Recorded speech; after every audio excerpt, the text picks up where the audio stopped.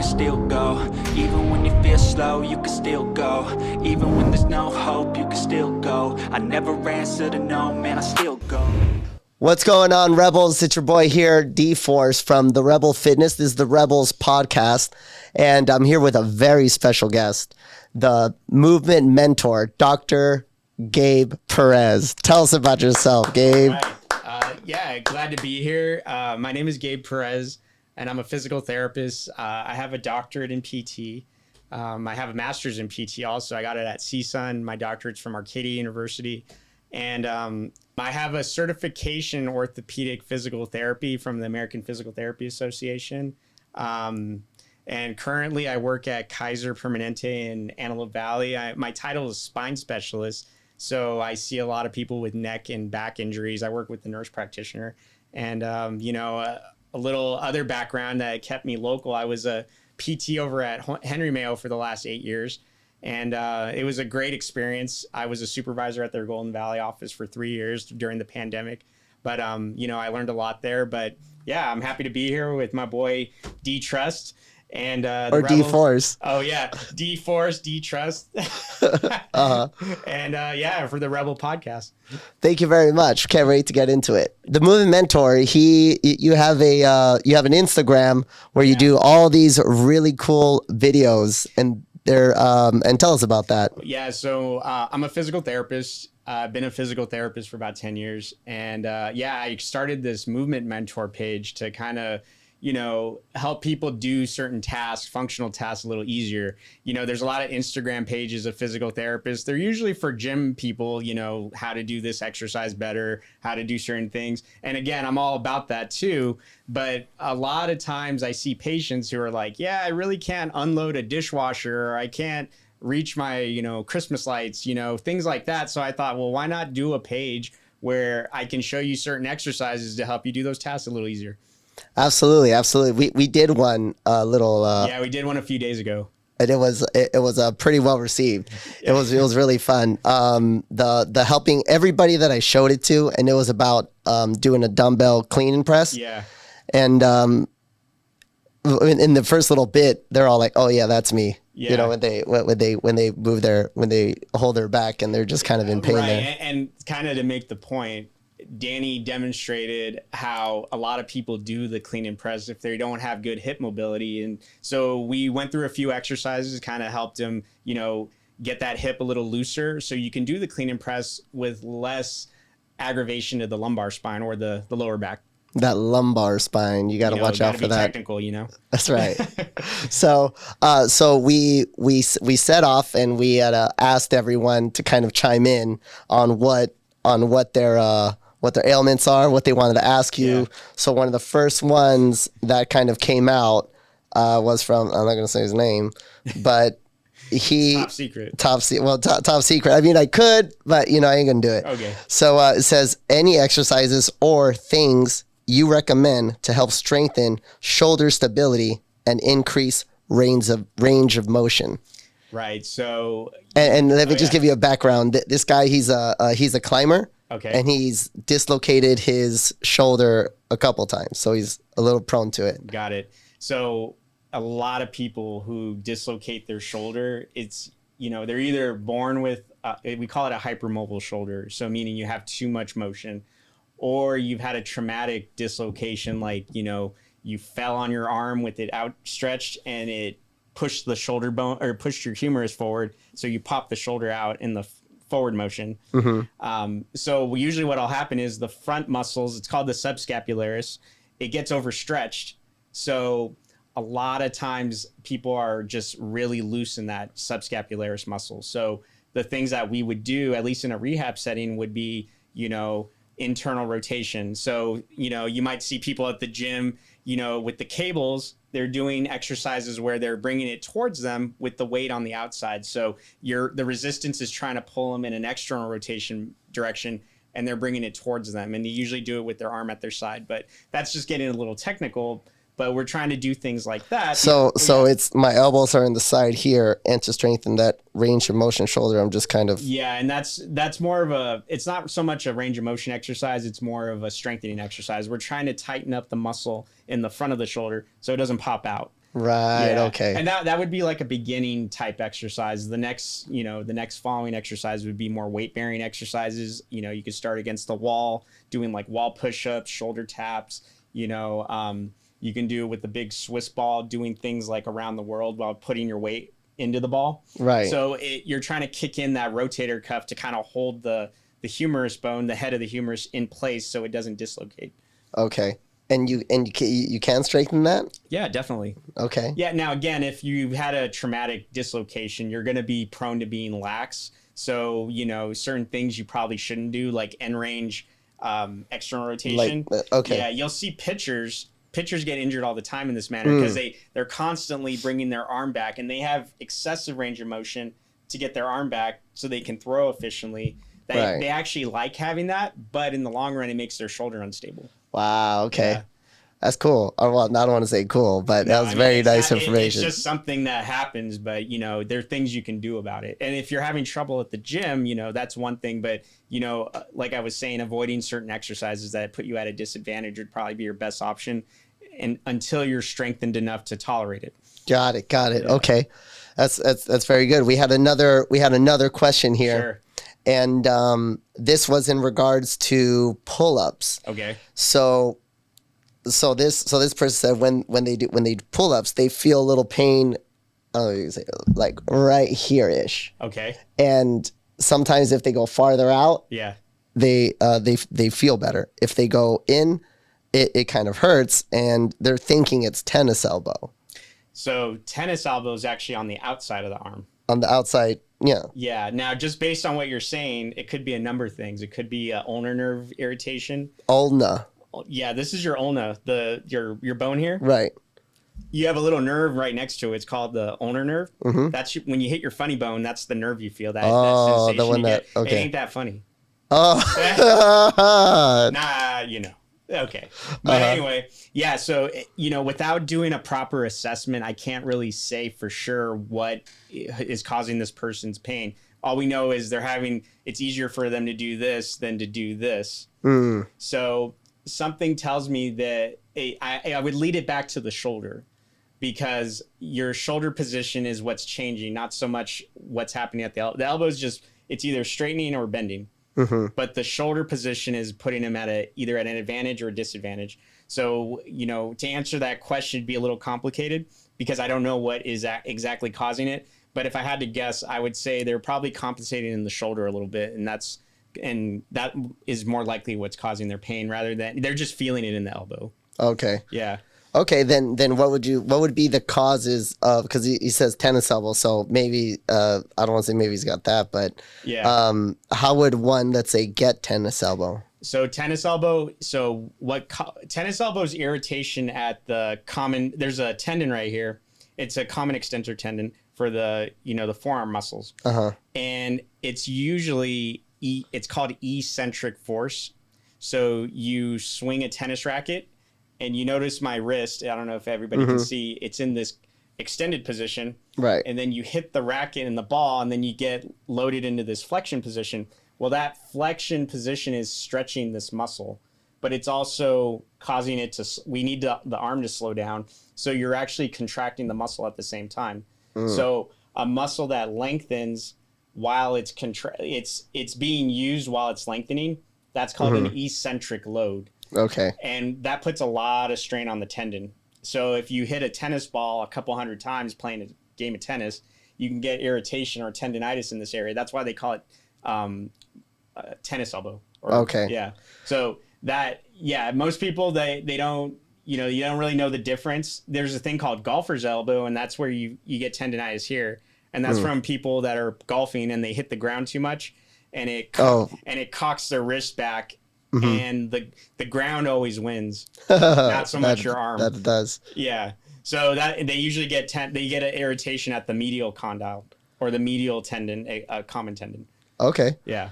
Okay. All right. And then how would, let's say if someone does have tennis elbow, how would they recover? Because I see sleeves. Have tennis, if you do, yeah. So what the sleeve does is they put a little sleeve around their forearm, and instead of the load going to the elbow, it's loading right here at the muscle. So it's avoiding the tendon altogether. So they usually feel a little better. It's a temporary fix. It's not a long-term thing. And usually if they go heavy on something, it probably isn't going to give them enough relief that they're looking for.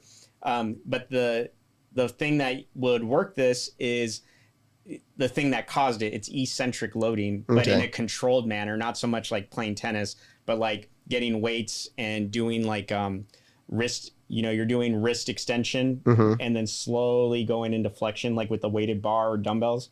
Okay. And then, doing gentle stretching, icing that tendon.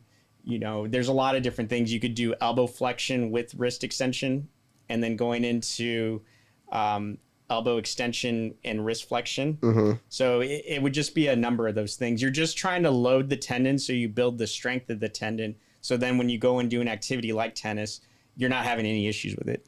Okay. You're building the strength, because it's one thing to build the strength of the muscle, but you also have to have a strong tendon. And that's why you'll see a lot of injuries. Like the muscle's really strong, but then they go and rip the tendon.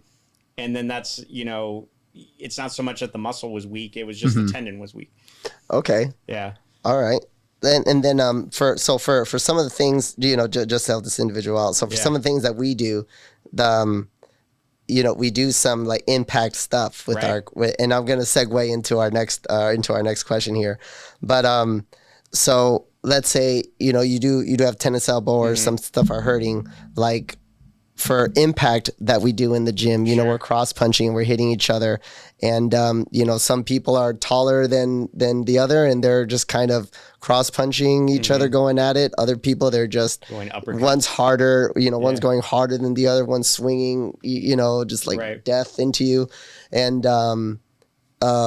would you recommend a workout like that for people that are going through, let's say, golfers or tennis elbow? I think the issue you're having is when you're punching, the wrist probably isn't stable. So they're punching and then their wrist gets kinked or they're doing this. Right. So, my suggestion would probably be they need to somehow stabilize the wrist so they're not going into wrist flexion or extension. They're just staying neutral. Because the punching itself, it shouldn't really affect it. It's more the wrist position because you're stretching out that extensor tendon and those extensor muscles. So my suggestion would be you got to somehow stabilize the wrist or don't let them kink their wrist when they're punching. Okay. Yeah. So, all right. that could be gloves, it could be wraps, it could be a number of things, but it's really, you guys are switching very quickly through your exercise sets. I think the person just needs to be aware, like, hey, I can't let my wrist cock. It needs to just stay straight when I'm punching. Right. Okay. All right. Yeah. So then to segue, and you probably already answered it. So every now and then when we're doing cross punch, this member, after a while, they're going in our kind of range of motion is, boxing, you usually have one foot in front of the other, kind of leaning sideways a little bit, but here we're mostly feet shoulder width apart, just kind of knee slightly bent, where we are rotating, and when we're cross punching, after a while they'll just go into the shoulder, and then they'll stop. They'll rotate it, and I do know this person, and then they'll get to it again, and we don't know. Actually, I do kind of know, and they might need surgery already. But they don't want to have surgery. Okay, I see where you're going. Yeah. So they don't want to have surgery, but they want to continue. So how can we, and I'm not saying, we're going to make it better, but how can this person cross punch without injuring themselves too much? So what it sounds like they're doing is, because you guys are you're standing squared up, you're not, and it sounds like he's just punching with his shoulders and he's not rotating his body. Okay. So he might not be. So the rotation's coming from somewhere, and it's coming from the shoulder, which is fine. But if you're doing a couple hundred punches, if you're doing a Fuego class, that's right. Fuego Fridays, 5:15, 4:45 a.m. It's going to be hard to maintain that amount of rotation and not irritate it could be the pec, it could be that subscapularis muscle, could be the bicep tendon. There's a proximal bicep tendon. The biceps a 2-joint muscle. It's an elbow joint muscle and a shoulder joint muscle. You have a little tendon right here, and a lot of people get pain in the front here. One, because the shoulder's always forward, but two, if you're doing this rotation, you could cause a little irritation in that. That's what I'm guessing he's feeling. So my suggestion would be doing a little more rotation through the body. That might mean having him stand not square, but maybe more in a rotation stance or with feet apart, right? In like a lunge stance, just so they can get a little more rotation in the core. But again, they have to be ready for that. Their back has to be ready, because now you're rotating in the back, so that could cause some irritation as well if this person is prone to that. Okay. And I guess in regards to the surgery, what makes you think you need surgery? He said, "I'm trying to not have surgery," is what he said. And you know what? Some people just aren't emotionally ready for surgery. That's absolutely right. So that guy is smart enough to understand, like, hey, I'm not ready for surgery. Surgery is a big deal. And, the things that come along with surgery, you have to be ready for that. That includes the rehab, the inability to do activities you like, the pain, potential pain. But you got to look at the long-term thing of, why am I having the surgery? And it's to address an issue that some damaged tissue in my body, Does not being emotionally ready for surgery affect your recovery in rehab? Absolutely. It's probably the biggest issue that I see as a physical therapist. And I've been a PT for 10 years. The people that tend to fail rehab are the ones that were never fully, they either weren't informed of what the recovery entails, or they don't have the patience and the correct expectations as to what rehab entails. Rehab's slow. Rehab is not fun. It's painful. It's humanizing, because you're trying to do basic things that you used to be able to do super easy, and things you never even thought of. Now you're having to now I got to just turn on a muscle rather than just being able to reach up overhead, and it's now you're dependent on people. Or if you have nobody, you're really struggling to kind of just function day to day, or you can't work, you can't go to school, you can't do the things you normally do. So then the surgeons never really tend to talk to you about that. They just tell you, oh yeah, I'll fix you up real quick. You'll be back to normal in no time. But those guys are salesmen. They have to sell you on, let me cut you open and fix your tissue, which, they exist for a reason. You need them, but they a lot of times don't tell you the full extent of what a surgery entails. And sometimes the PT has to be the bad guy to tell you, hey, this is really what you're in store for. It's a 6-month process, and I hope you're ready for it, because whether you are or not, this is what has to happen. Wow. Yeah. Okay. Then Manny Sanchez, I'm gonna bring you into it. Manny Sanchez is our weightlifting trainer. Okay. And he had also just gotten a rotator cuff tear. I don't want to say the wrong thing. Okay. So I don't know if it's a tear. Let's just say it is. Sure. But he had gotten a shoulder replaced. He has a new shoulder. Shoulder. He's got a new shoulder. Oh, so he had a shoulder replacement. Yeah, and I've seen him got really big and like buff, and then now he's like looks super good. He looks super lean. Yeah. Just because like his diet's on point. Good. And he's doing his physical therapy, but to go from, let's say, a rehab into some of the things that we do, or like back into training, what would you recommend as far as the transition from like rehab into back to regular workout? Yeah. So I had the opportunity of being a physical therapist at Henry Mayo for the past 8 years. Shout out Henry Mayo. Henry Mayo, my people. That's right. Now I work at Kaiser, but for 8 years I worked at Henry Mayo, and they had a great program where they had a gym attached to the PT clinic, and we would interact with their trainers quite a bit to transition patients from rehab to training. But it doesn't have to just be at Henry Mayo. That could be anywhere. So my suggestion for people who are going through rehab and they plan on going back to gyms, including Rebel Fitness, would be, before you get discharged from PT, have your PT and your trainer talk. PTs are usually really, happy to share information. We want to help people. We don't want you to, we're the only profession that wants you to leave and not come back. Right. It's not a good business model. We want you to get better so you can go and do your thing, and we can go wave at you in the street and say, hey, you look good. you know? Right. But my suggestion would be, if you're still in rehab and you're recovering from a surgery or an injury, you know, get your PT in contact with your trainer. So that way the PT can transition the patient back to the trainer, and the trainer, one, feels comfortable working with this patient. They know what the patient's limitations are. And because the last thing a trainer or a gym wants to do is re-injure their client. Absolutely. And We don't now want they that. can't work out, and the patient's upset, you're upset, and everybody's upset. Yeah. The PT might be happy the patient came back. Yeah. Not really, I'm just kidding. Yeah. But that's beside the point. But again, the trainer, I think a lot of times I see this too, is where the patient comes from rehab and then they go back to their trainer, and the trainer's like scared. So instead of, like, say for instance, you're Manny, maybe the trainer, if he had a trainer, he's just going to say, you know what, all we're doing is lower body. Right. I'm not even going to mess with the shoulder. Right. Because I don't want to be the one to screw it up. Right. So that would be my suggestion, is get the trainer in contact with the PT. Ask the trainer could be like, yo, what are my limitations with this person? What can I do? What shouldn't I do?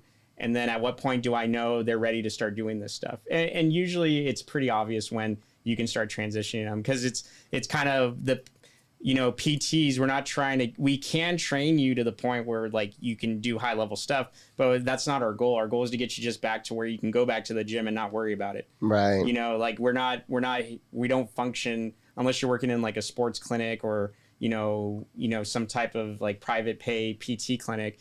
We're not trying to be your personal trainer. We're trying to get you to the point where you can do things, and we can advise you on heavy lifting and things. But, our goal is to get you rehabbed and back on track.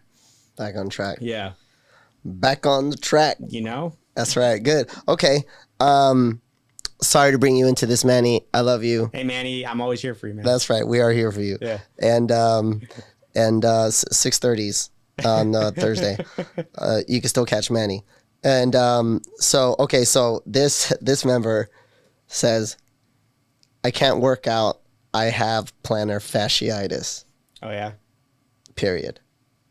So how did you get that? How did you get that info from them if they can't work out? Oh, we've been asking him, where have you been? He says, I got plantar fasciitis. I can't work out. I got bronchitis. Ain't nobody got time for that. Nobody got time for that. But this guy's got plantar fasciitis. And, for me, it's just it's my go-to of like, just get that tennis ball, put that in there, and yeah. Do you do the thing? You roll it on a frozen water bottle?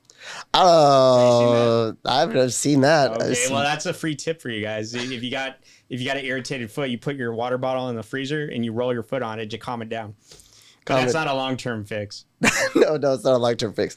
Is it with like yoga or like stretches? So let me tell you what plantar fasciitis is. Right on. So if you actually go on my Instagram, I have a video, a short video. Again, these are short videos. They're not like extensive, but there's a video on plantar fasciitis, like a few exercises that could help you with it. But to kind of go into it, plantar fascia is the tissue on the bottom of your foot, right? And it's not a muscle. It's like a giant, tendon, ligament. Mm-hmm. It's a inert structure. It doesn't have muscle attached to it. You do have muscles that are right above it, and those support your arch. So what happens is, if those muscles become weak, or you just happen to be unfortunate and are born with flat feet, you tend to have more stability issues in the foot.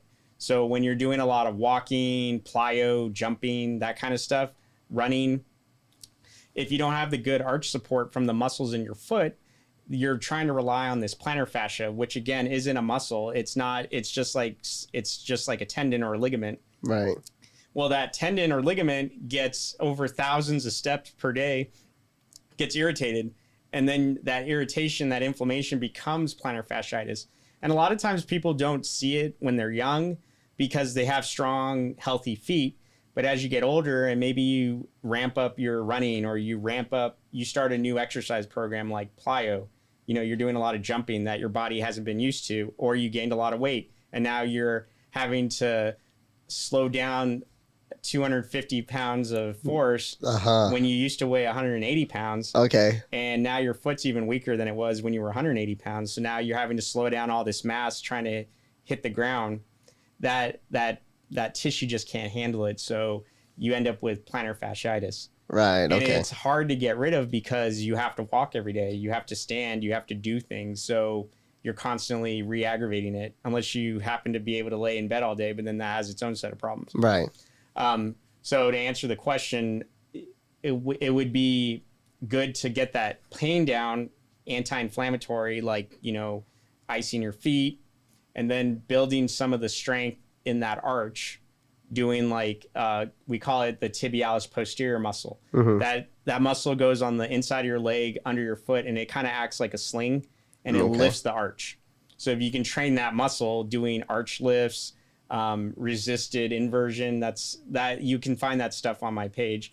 And then stretching the calf a little bit, doing some of these things can build up that arch strength, and then that'll allow you to eventually return to running, or at least walking, prolonged standing, and eventually jumping if that's your goal. But that's, again, the needs of somebody that's doing plyo are a lot different than somebody that just wants to take a walk every day. Right. But depending on what your goal is, you have to work towards that.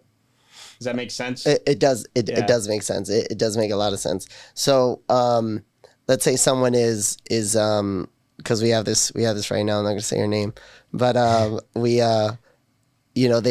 this person does a lot like running? Yeah, like running. Oh, okay. Do I know this person? Yes, you did. Oh, He had he had told you about it. Yeah. So, he says as soon as you started running, right here, Yeah. the hind leg here. Yeah. It's either pulled or whichever it is. You're talking about the calf? Well, I'm talking about the your hamstring. Yeah, oh, your okay, hamstring. okay.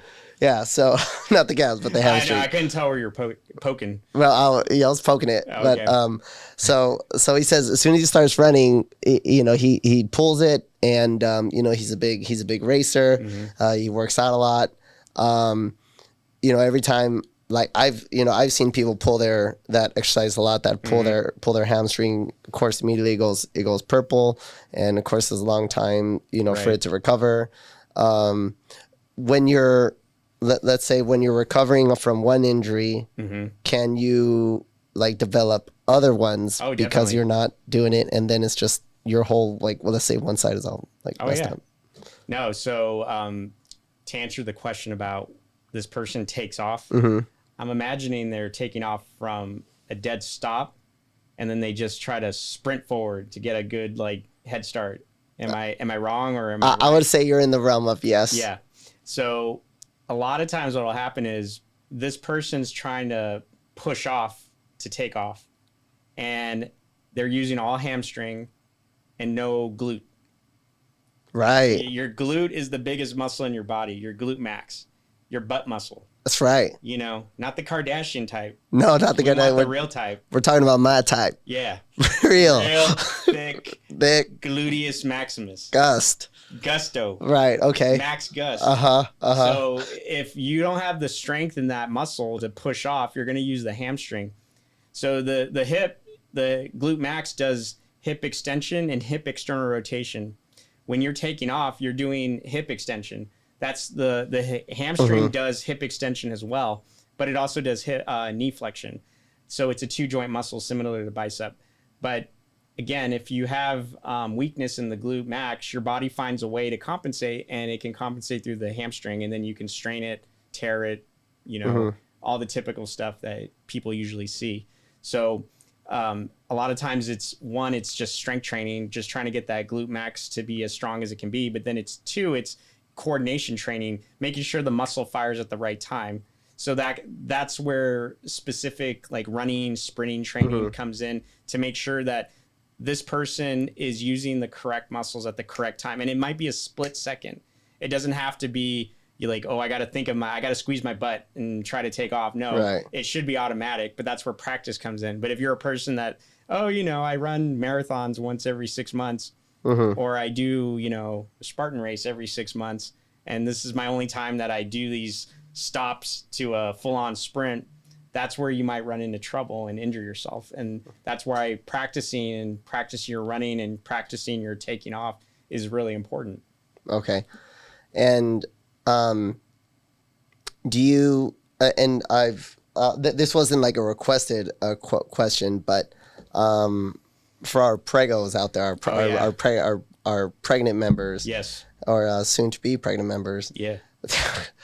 um, what are the things to watch out for while, let's say, I don't even know I don't know trimesters or nothing about that, but let's say I'm trying to work out, but how can I not injure myself or injure my baby while exercising? So the main thing to remember is pregnant women have a lot of hormones going on, and what those hormones do, they make all your ligaments loose.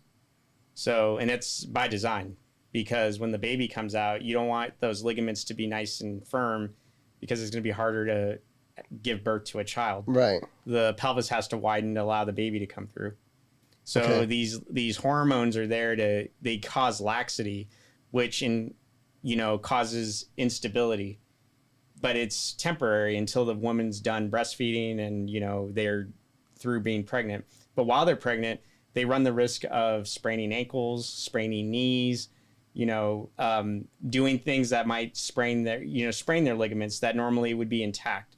So the biggest thing for them would be, making sure they keep their strength up. Obviously not lifting excessively heavy weights, but there's no reason you should stop exercising just because you're pregnant. I mean, obviously in the last trimester, you want to be mindful because you're probably going to be uncomfortable.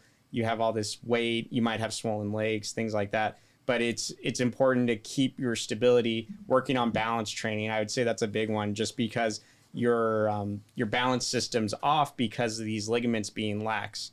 Balance, the way it works is you have your vision, you have your vestibular system, and you have your proprioceptive system.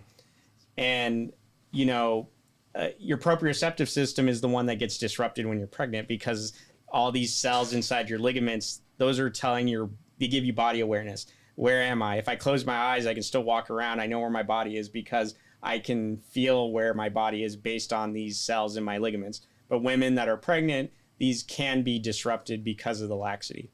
Okay. So my biggest suggestion for women is keep your strength up and work on your balance to make sure you don't injure yourself. And again, you're not going to injure your baby doing regular exercise, but I wouldn't take on like heavy weight training when I started out being pregnant, what I mean? Not that I'm pregnant, but Yeah. I mean. Well, I had seen a it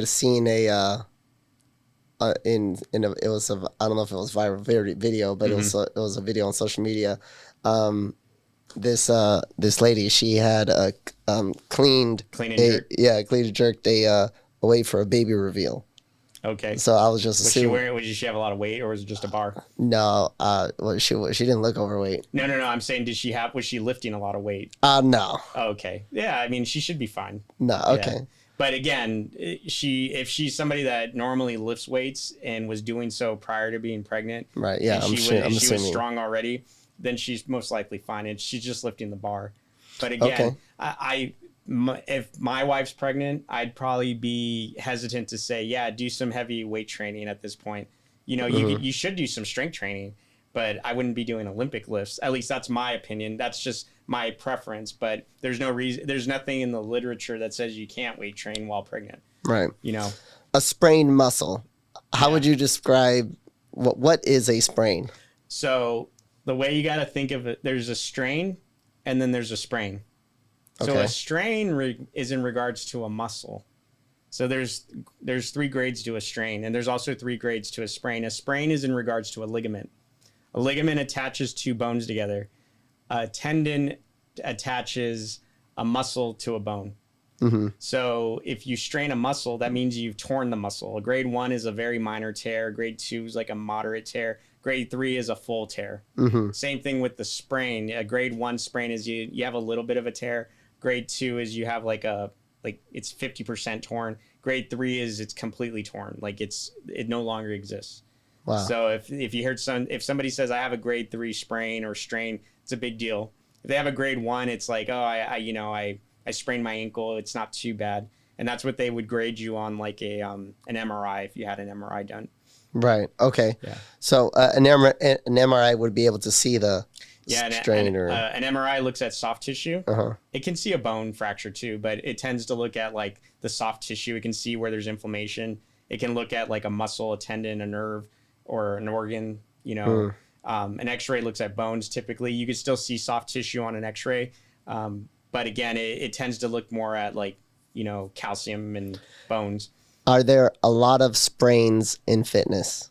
Absolutely, you probably see them all the time. I do.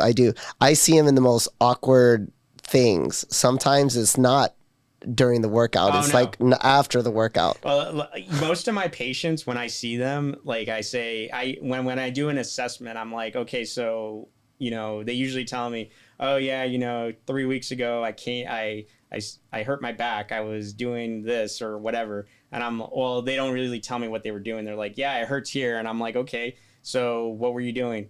And they're like, oh, and these are young guys too. They're not just old people. Yeah. It's I went to go pick up a box and then I strained my back. Right. And I'm like, or they stepped off a curb. Yeah. Or they tripped up. Those little things in the parking lot. Those things. Yeah, those little curbs. Those little concrete things that keep you from going over too far forward. Oh yeah. Little concrete. They usually like, oh yeah, well I it's not the curb. It's that little blocker thing that keeps your tire from going. Yeah, we know. Yeah. I don't know. Does anybody know what that's called? I do. Okay. But not right now. Oh, whatever. It doesn't matter. But anyway, they're usually like, oh yeah, I stepped on that thing and I sprained my ankle.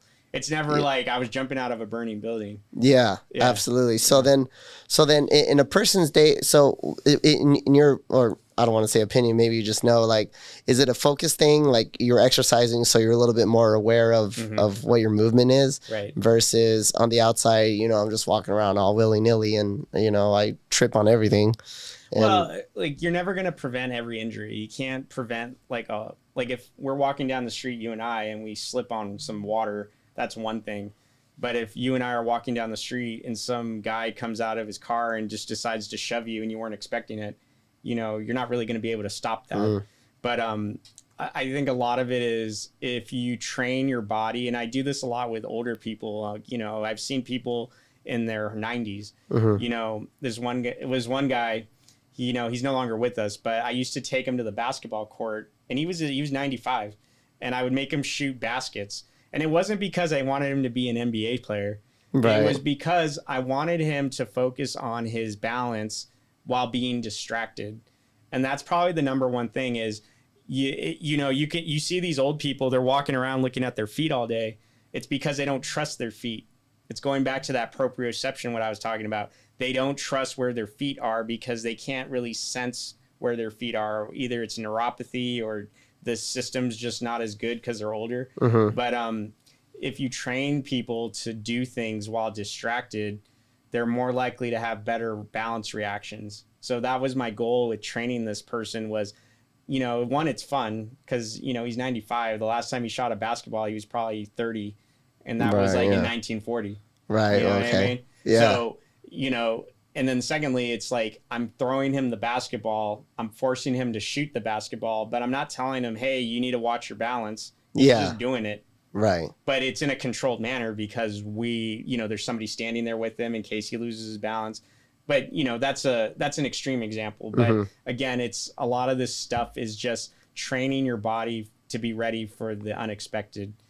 And, if you stay ready, you ain't got to get ready. That's right. Stay ready there, rebels. You never know. You never know what's around the corner. Yeah. Okay.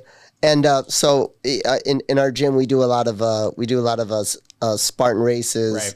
Right. We recently, congratulations to us, we got we're affiliated with the Spartan DECA program. That's cool. So yeah. So and that's a lot of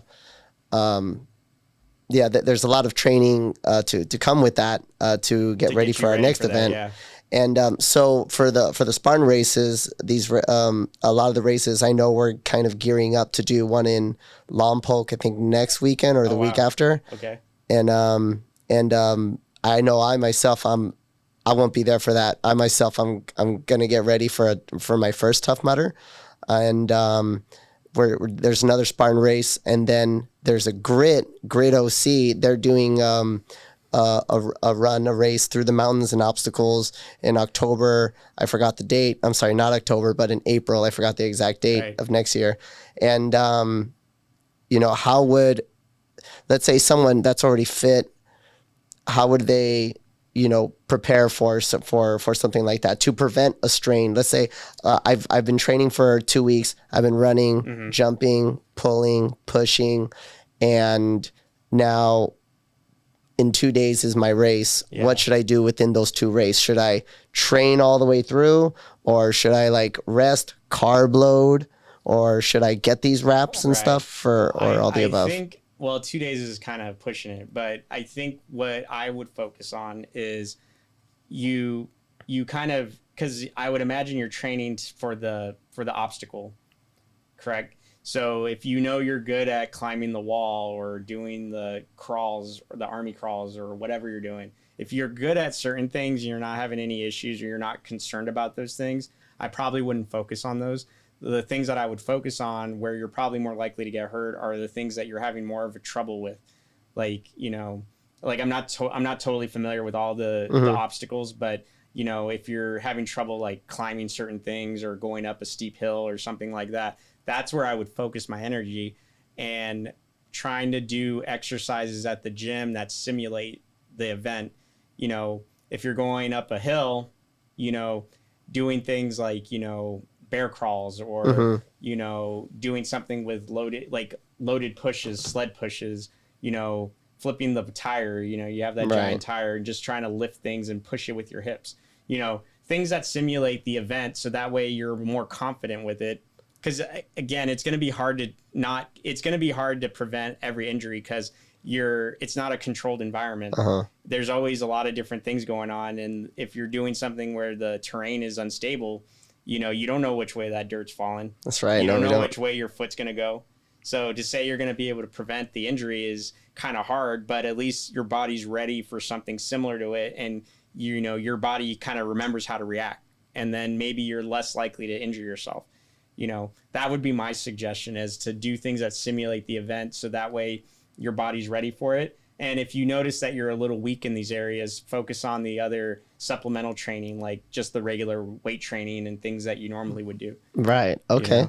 What do you want fitness? How would you like trainers to train people? How would I like them? Yeah, because I don't want to say a trainer's a dime a dozen, but I think it's a great thing to do. It's a lot of fun. It only strengthens and helps your community. Yeah. But from what you've seen in injuries and all that, how would you want a trainer to train people in, let's just say, in a weight loss journey? Yeah. Well, weight loss isn't technically my forte. I'm more into the injury prevention and, just getting people back to where they want to be. So, but in regards to the weight loss training, I would suggest that the trainer, whether it's a weight loss patient or just a person that's out of shape, really assess what these patients, or I shouldn't say patient, I'm used to saying patients, what these clients, members, they are members, clients, rebels. Yes, these rebels. Assess what these rebels, where are they? Are they, what can they do? Or what are they having trouble doing? Are they winded going up a step? Do they have to use a rail to go up a step? Are they able to stand on one leg, or can they even do a squat? If they can't do that basic stuff, don't train them to do high level, exercise. They need to start at the lower end, and not because they can't get to the higher end. It's just, you got to start at where they're at. The biggest thing I see, again, I work at Kaiser, so my title is spine specialist. So I see a lot of spine patients, whether it's neck or low back. The biggest thing I see from these patients, and they're usually in their 20s and 30s, is for spine injuries, acute spine injuries. And the biggest thing I see from them is they hadn't exercised since high school. They're like, oh, I'm hitting 28, I'm hitting 29. I need to get back to the gym. I got to look good. Because, either they're getting out of a relationship or they're getting ready for their wedding or whatever. Mm-hmm. So they go hard like they were back in high school, and they hadn't exercised in like 10 years. Right. And either they didn't have a trainer, or they had a trainer that was treating them like a 20-year-old. And they didn't see where the patient was at or the client was at, and they started them at a level that was inappropriate, and the person injured themselves. Now they're delaying their exercise and fitness goals because now they have to go through rehab and recovery. And, you know, the rehab and recovery is just to get them back to where they started before they got injured themselves, you know? So that's the thing I would like to see out of a trainer is really do an assessment of where is this person at and tailor your exercise plan to where they're at rather than what you perceive them to be, whether it's, you know, if just because you're 20 doesn't mean you're in shape or healthy. Just same thing with a 50-year-old. You could have a really fit, healthy, active gym, like regular gym goer who's really high level. You wouldn't train him like a 20-year-old who never has seen a gym. Right. You know, you tailor it to where they're at. And I think really good trainers do this anyway. But, you know, for the new trainers out there, or, you know, don't go on Instagram and find a bunch of crazy exercises that. Right. Yeah. A lot of that stuff is just for show and likes. But the real getting you back to normal is kind of boring. And same thing with the gym. You know, the boring exercises might be the needed exercises before you do the flashy stuff. Right. You know? Right. Okay. I have our final, well, my final question here, my personal final question. Oh gosh. Okay. So we've been friends for like a long time. I don't even know, but like 30 years. 30 years ish. Yeah, damn. So that's right. So so we're elementary school friends in Santa Clarita Valley. We met at Valley View Elementary. Miss Romacco, and that's right. And we've been close ever since. So one thing about, you know, when we met, you know, your mom had explained to us that that you had diabetes. Sure. And then that's something that you have to live with. And you know, she gave us instructions to watch out for signs for, and you know, to do whatever we need to do. Right. And you know, since then I had seen you always, you know, physically fit and keeping that up, and then even going through school and all that, I've seen you kind of kept in shape. So, you know, for the topic of diabetes and then living with it, you know, how does that affect a person's movement if they're not, let's say, exercising? So yeah, thank you for acknowledging that. My mom appreciates that. Yes. Thanks for taking care of me. Shout out Lenore and David. Yeah. So, you know, in terms of diabetes, I have type 1 diabetes, but a majority of the people have type 2 diabetes. I really have no choice in trying to take care of myself because if I don't, you know, bad things happen. Type 2 diabetes kind of creeps up. You may not even know you have it. The issue with it is you become insulin resistant. And if you gain weight, it takes a lot more insulin to kind of control your blood sugar. And the way diabetes basically is you can't control your blood sugar levels because either one, you don't make insulin like myself, or two, you don't make enough insulin, and that's typically type 2 diabetes. But the important thing for somebody with type 2 diabetes to manage their diabetes is if you can keep your weight down and you exercise regularly, your insulin usage becomes a little more efficient, and you don't need as much insulin to kind of control your blood sugar because one, your body mass is lower. And so you don't have as much mass to control. You don't need to make as much insulin. You're a smaller person. But two, you know, if you don't need as much sugar and you're limiting your sugar intake, your pancreas doesn't need to make as much insulin. So the benefits of exercise in general for somebody that's diabetic are phenomenal. You know, it's not a matter of should I, it's a matter of I have to, because, you know, yeah, you can take a bunch of insulin and medication, but if you don't exercise or move, you know, the complications of diabetes will creep up on you, whether it's neuropathy, vision loss,